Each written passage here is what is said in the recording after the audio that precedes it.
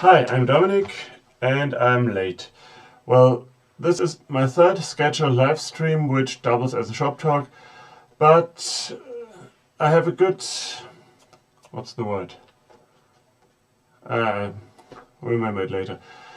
I have a good reason for not being on time, because I managed to convince my wife to watch Babylon 5 with me, which is, as you probably know, a classic. And it took a little longer than expected, but well, we started later than expected. No matter. Like I said, it's the third weekly live stream that I'm doing, and yes, I promise you better internet quality. My internet provider promised us better internet quality, but they said give us till the 1st of June. So I'm still waiting as well, and the bar appears to be green, which is good. And after the last two times, I'm not actually worried of running out of things to say, but I'm worried of running out of meaningful things to say, which usually doesn't bother me much, but yeah. So I found some things to talk to you about, and I will keep these up, but I might have to... well, I have some ideas what I could do with this format, and one I will start today. But for starters, let's start with... it's a strange sentence.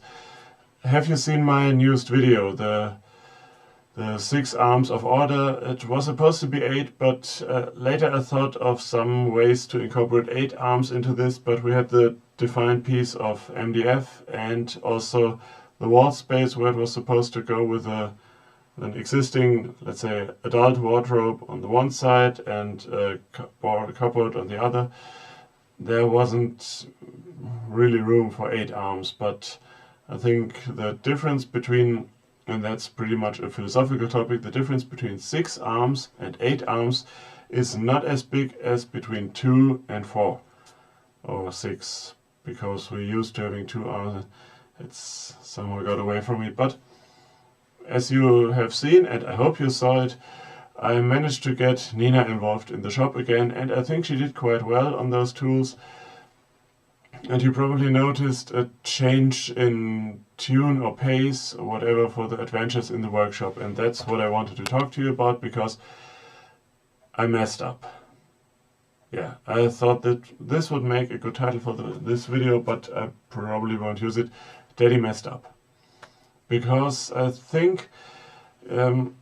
if you don't know, I started the adventures in the workshop a while back with the first video about talking with Nina about safety. Then there was one, I think it was the hand drill, the cordless drill. I also did one with her younger sister on the drill press, which I'm pointing at, but you can't see it. Believe me, it's there. But at that point, there were 2 things, and I think I talked about this before, 2 things that got to me. One was writing subtitles, and that sucks. Or I suck at writing subtitles, possibly. But that didn't work for me. But the other bigger thing is that I think, to put it a little more sophisticated than I thought about it, I think I applied adult concepts to something that is not meant for adults. I went about it taking all the knowledge and ideas that I have in this shop, what knowledge there may be, then chopped it up into what I thought as digestible segments, and then I planned videos accordingly, and it was each video about a certain tool, and not each video about a certain project. There was an afterthought of doing projects for this, like a project where she could use the drill press to use the knowledge she gained in the actual drill press episode or lesson. And no, that didn't work, because looking back, I myself found it boring. Yeah, I'm adult, I have been through school back and forth, and I know that sometimes you gotta sit still and you gotta listen and absorb, and eventually there'll be the time where you can use that knowledge. But it doesn't work for kids like that, and it shouldn't work for them like that, or you shouldn't force them to do it like that. When I showed... I just have this feeling of déjà vu, but I recorded this video before to release as a kind of a shop talk, but I think it works better in this format. When I showed Sonja, Nina's younger sister, the drill press, I showed her this is a breadpoint bit and a Forstner bit and a spade bit and so on. And she seemed interested, she liked drilling holes, but the general theme or subtext was, yeah, and she was right. So this time around I just gave Nina the tool, told her don't touch it there, there and there, or if possible asked her where you do think you need to pay attention. And on the jigsaw she said, yeah, there, the blade. And there was one instant where I think she almost touched it. I think she wanted to brush dust away or something, but she realized in time that she shouldn't put her finger there, which I think is better than me telling her all the time not to do it, to berate her about safety, because if she doesn't have the mindset to think about it, then if she ever comes upon a tool that I haven't told her about, who knows what she'll do. That also doesn't sound quite the way I meant it, but I just gave her the tools, let her do it, and at one point she said she wanted to hold the hose and I should use the saw, and that's fine as well. But I was much more comfortable with this kind of adventure in the workshop where I told her where to go, but I let her walk by herself. I think she learned much more from that. Plus, she made something, not just an N drilled or screwed together herself, which I think she probably put in the burn box, but something she can use, they all can use, and every time she walks by it, she won't see it because it's covered under jackets, but she knows it's there. And in the future, I can probably give her the jigsaw to make something and not have to keep as close an eye on her. I probably will, but that's the idea, that she improves herself, that she learns. And I don't think that that was the case when I told her you can do this and that, and I would probably have told her about a plunge cut. No, I haven't done one myself, but too much information in the earlier videos. Sorry. And I want to change that. I also had I tried to incorporate them into more projects. I also will also be seeing more of Nina the Witch at some point, but I think this also helps me to get them into the shop, because I can say, here I have this job that needs doing, do you want to do it? Rather than, okay, now I have time and a project slot free, do you have time so we can do this project? Not project, so we can do this, I sit you down and tell you how to use the tool, and so on and so forth. Yeah, and having her speak English also helps a lot in editing or in the doing of subtitles. So yeah, she doesn't speak English. She has had English in kindergarten, has English at school, but she's not that advanced, probably doesn't know any technical terms, but I wouldn't expect the elementary school English to cover woodworking terms. But this way I can ask her in German the question that I just asked in English for the voiceover. She'll give her answer and then I translate it for her. It's probably not as cute as it would be if she could answer herself, like she does in German, but I try my best, and I also try to translate her pretty literal, like the thing she said about the scroll saw, that on the one hand it's dangerous, on the other it's not.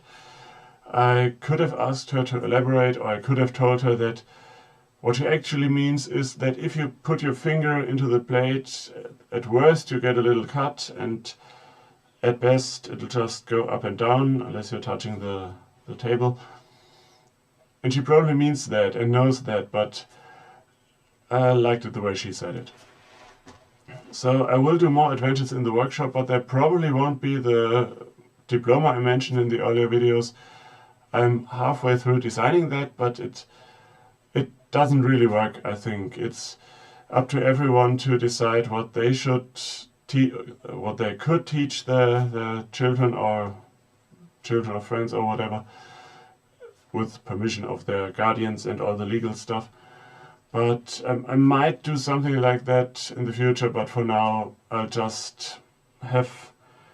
quote David Picciuto and say, can we just have fun, and of course safe fun, and fun where the kids learn something, which is the best kind of fun.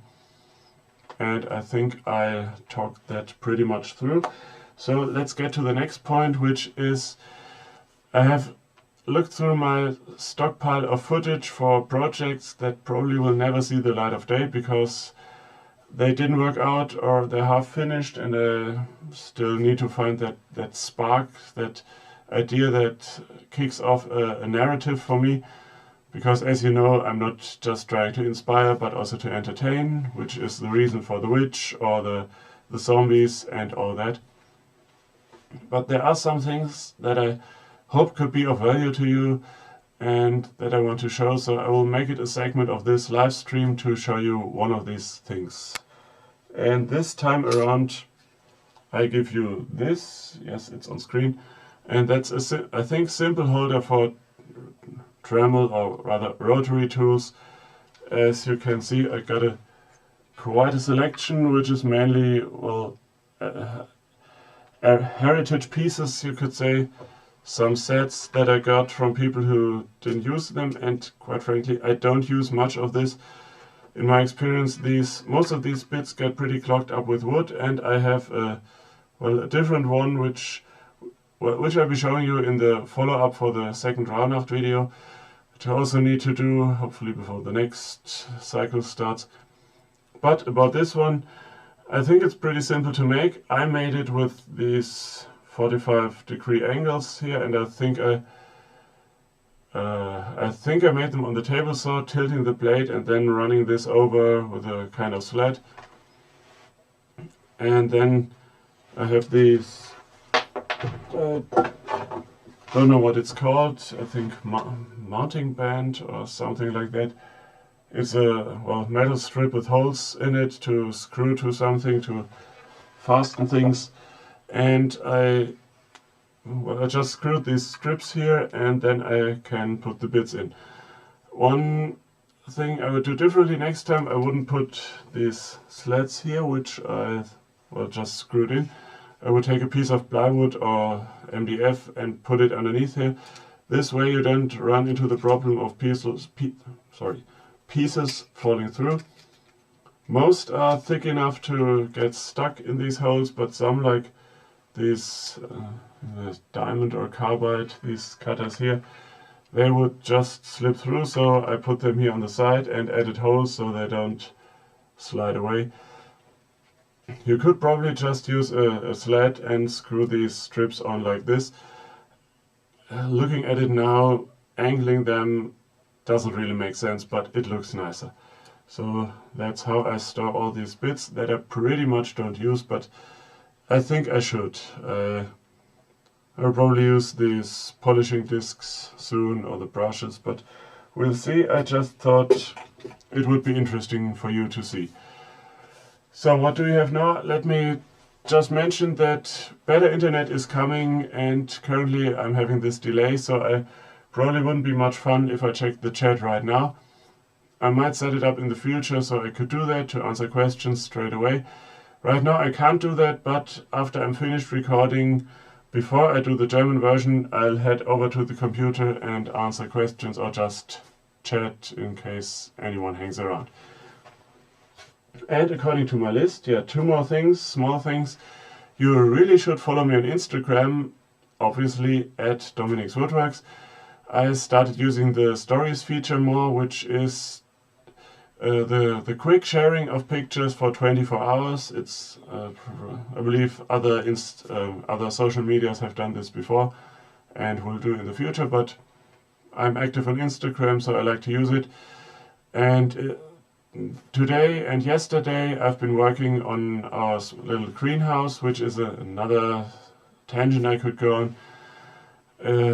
The gist of it is it's a board one with aluminium profiles, and it's not bad, but somehow the the corrugated plastic walls are not held in place very well, and I'm working on improvement for that. But right now, with what I know now, I think, considering the time I saved in buying the whole kit, I would probably have been off better making my own, but that's a story for another day or no day at all. But what I'm trying to tell you, I'm sharing more on Instagram if you want to see what I'm up to or what's going on.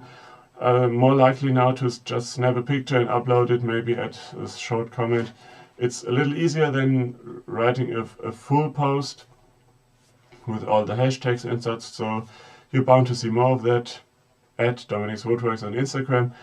And while we're doing the shameless self-promotion, you can also support me on Patreon, because I'm doing giveaways from, well, basically now on. And if you support me this month, there'll be a giveaway for a tea light holder, one of course that I made. I think I don't have any others to give away. And yeah, I appreciate any kind of support you can give me, be it Amazon wishlist and or Patreon, or just sharing my videos. Word of mouth helps as well. And in case you're a German viewer watching my English videos out of habit, you probably know I separated the languages into Dominic's Woodworks and Dominic's Woodworks auf Deutsch, which is the German channel, and just says in German, which is pretty boring, come to think of it, but it's what it is. I'm trying to grow my German channel as well, so if you're a German viewer, then I'd appreciate it if you would subscribe to that as well. Just saying. And that's it for now. I'm heading over to the chat to talk to you.